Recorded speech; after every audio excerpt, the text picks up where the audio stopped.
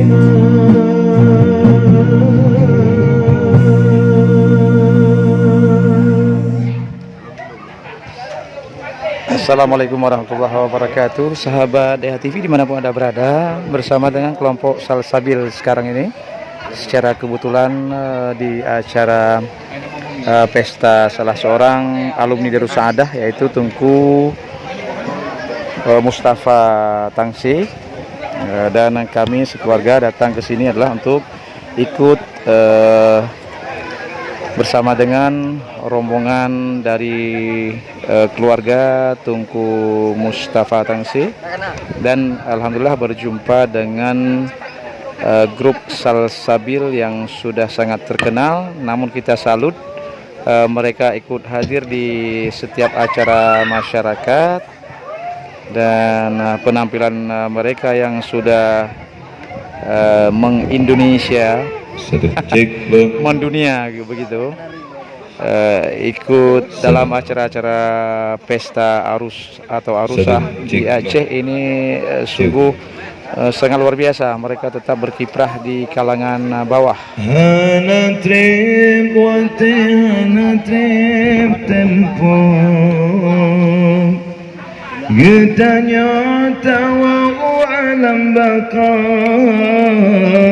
Kadang cit malam, kadang cit urang, le Tuhan sidra kagerasia, hana trip wate hana trip tempon, ketanya tawa alam bakal, kadang cit malam, kadang cit urang, le Tuhan sidra kagerasia. Oleh sebabnya ingat hai aja ke orang dunia berkait hitam-hitam, kubur sembahyang malam dan orang, gaduh lalau syaitan berdaya. Oh cepet mata mengkrosurku, nyawang bisa malaikat pam. Dia ada tiga tubuh selindung, ramai dua orang jak kunjung datang.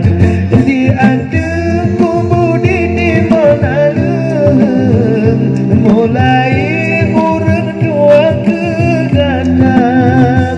Inang yang cantik intan berlian, Bandung anaknya gagopo atas, menyona amaingan kebajikan, yang kehairakan yang tulung gada.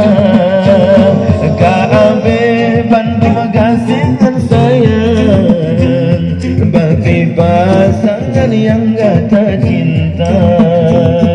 Oleh sebabnya ingat hai aduh, ke orang duda berkaitan-kaitan, kubur sembahyang malam dan orang, gaduh lalau syaitan berdaya. Oh cepet mana mengkrosurku, nyawang bisa malaikat pam. Di atas tiga tubuh selindung, ramai dua orang jak kunjung datang. Di atas kubur di timur, mulai orang dua ke datang. Inang yang cantik intan berlian, Bandung adanya gagopo atas, menyona amaingan kebajikan, yang kehairakan yang tulung gada. Kaabe Bandung kasih dan sayang, bagi pasangan yang gata cinta. Kaabe Bandung kasih dan sayang, bagi pasangan yang gata cinta. Bagi pasangan yang gata cinta. Anak tepuante, anak tempo.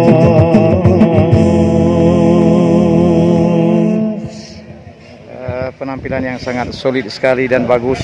Kamu persilakan kepada Uji kamu untuk melakukan acara serah terima.